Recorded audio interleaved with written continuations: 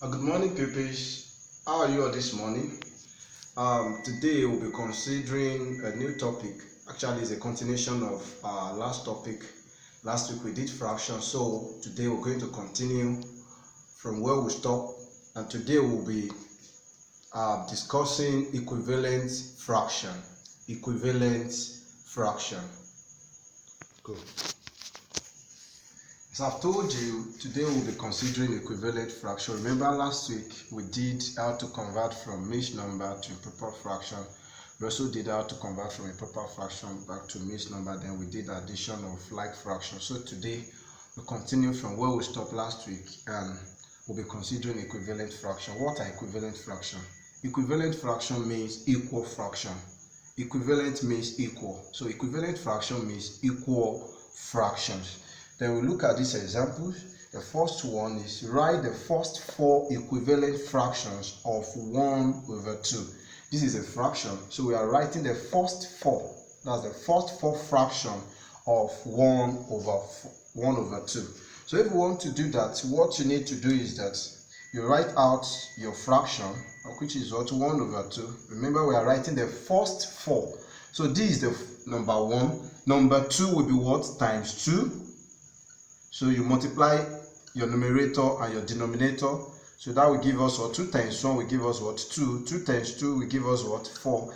That's the second fraction. To get the third fraction, we use the first fraction multiplied by 3. 1 over 2 times 3 times 3. That will give us what? 3 times 1 will give us what? 3. 3 times 2 will give us what? 6. This is the third fraction. And to get the fourth fraction, that will be 1 over 2 times 4 times 4. 1 times 4 will give us what? 4 over 4 times 2 will give us 8. Then we now write out our answers. The first fraction here is what? 1 over 2. Now say 1 over 2 is equals to. Now when you are writing equivalent fraction, you use what? Equal to sign. And this equal to sign means that this fraction is equal to the next fraction. All the fractions are the same. So 1 over 2, and what was our second fraction? That's what? 2 over 4. What was our third fraction? We got to what? 3 over 6. And the last fraction, we got to what? 4 over 8. So here now it means that 1 over 2 is the same thing as 2 over 4, the same thing as 3 over 6, and the same thing as what? 4 over 8. Okay. The second example says write the first 3 equivalent fractions of 2 over 3. Please take note of this. The first 3 equivalent fraction of 2 over 3. Definitely these are first fractions. So we are going to look for the other 3 fractions. So you write out your first fraction, that's what? 2 over what? 3. Now to get the second fraction, I told you that to multiply by 2, you're getting the second fraction multiplied by what? 2. That what? 2 times 2 will give us what? 4 over what? 2 times 3 will give us what? 6. So this is our second fraction. And to get the third fraction, we write our first fraction, that's 2 over 3 times, we are getting the third fraction now, that's what? Times 3 times 3. 2 times 3 will give us what? 6. 3 times 3 will give us what? 9.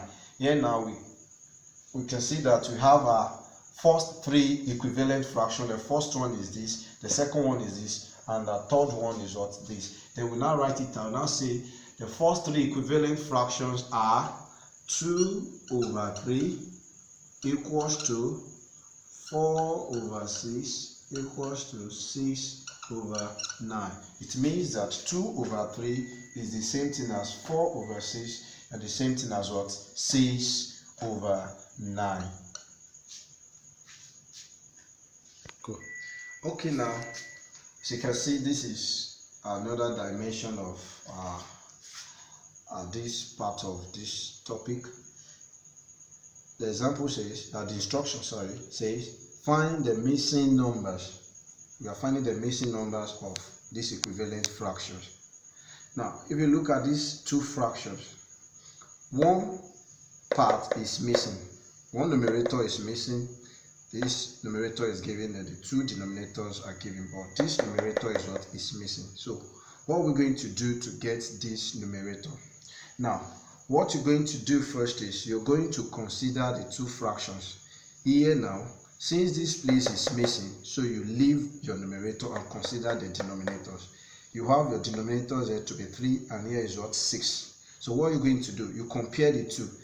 Since this one is bigger than this, so what will you do to get 6? What will you multiply to 3 with 3, to get what? 6. So if you multiply 2 with 3, you get what? 6, because 3 times 2 will give us 6. So whatsoever you multiply with your denominator, that same number you're going to multiply it with your what? Your numerator. And I told you that to get 6, you're going to multiply 2 with 3 to get what? 6. So what you do here is multiply by what? 2. 3 times 2 will give us what? 6. And I told you that whatsoever you multiply with your denominator here, that's the same number or digit you multiply with your what? Numerator. So you multiply same 2 with your what? Numerator. That will be 2 times 2 will give us what?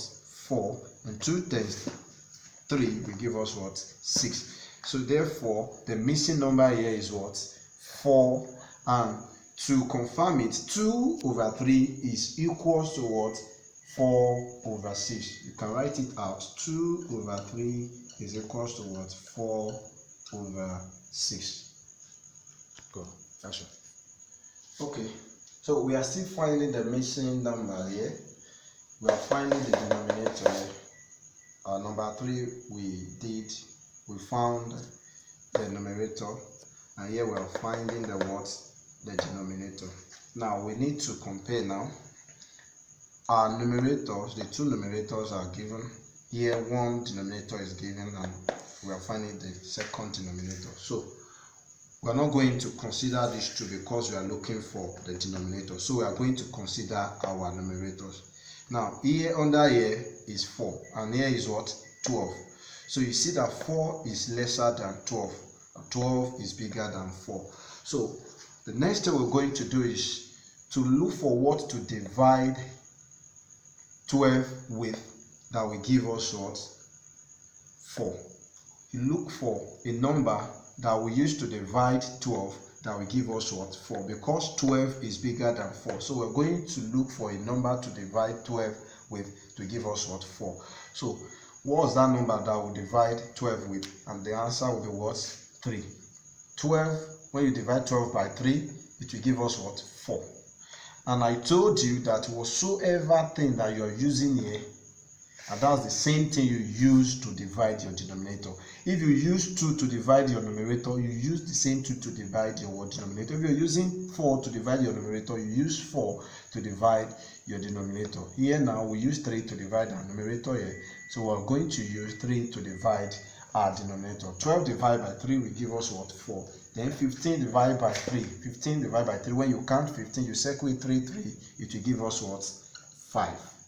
So now you can now write out your answer and say 4 over 5. We've gotten 5 here is the same as what? 12 over 15. It means 4 over 5 is equivalent to 12 over 15.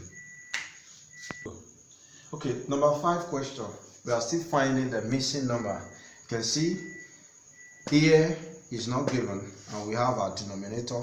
The other fraction, we have our numerator to be 18 and our denominator to be 24. Now let us compare. We have the two denominators given and one of the numerators is given. So we're going to leave this one aside and consider the two denominators. 4 is here and 24 is here. You compare the two, you discover that this side is smaller than this side. 4 is smaller towards 24. So the next thing you do is to look for a number that you use to divide 24 that will give you what? 4. You look for a particular number or a digit that you divide 24 with that will give you what? 4. Then what is that number that you divide 24 with that will give you what? 4. You use what? 6. 24 divided by 6 to give us what? 4. That's why I told you that we need to learn our multiplication table. When you divide 24 by what? 6, it will give you what? 4. And remember that whatsoever you use here is what you're going to use here, and that's how we've been doing it. So you are still going to divide your numerator with what? 6. So when you divide 18 by 6, you count your 18, you circle it 6, 6, 6, 6, you will get what? 3. 18 divided by 6 will give you what? 3. You can now write out your answer and say 3 over 4 is equivalent to what? 18 over 24. And this is the last example for today, and that's number 6. So these are the two fractions. This 12 over 15, and this other fraction, the denominator is not given. So what are we going to do to get this denominator? So remember, I told you we're going to consider the numerators, because here we are finding this denominator. So we're going to consider the numerators. So since here is bigger than this 12, 36 is bigger than 12, what you do is to look for a number to multiply to 12 that will give us what? 36. You look for a number that you multiply to 12 that will give us what? 36. And what's that number? We use what? 3. 12 times 3, you can see 12 times 3 will give us what? 36. So when you multiply 12 and 3, it will give us 36. And I told you what you use is what you're going to use as here too. So 15 times 3 will give us what? Multiplied somewhere. 15 times 3, 5 times 3, that's 15, carry 1. 3 times 1, 3 plus 1, that's what? 4. Your answer will be what? 45. You can see our final answer will be what? 336 over what? 45. You now see, therefore, 12 over 15 is equivalent to 36 over 45. Good. Okay, people, I hope you all understand the explanation.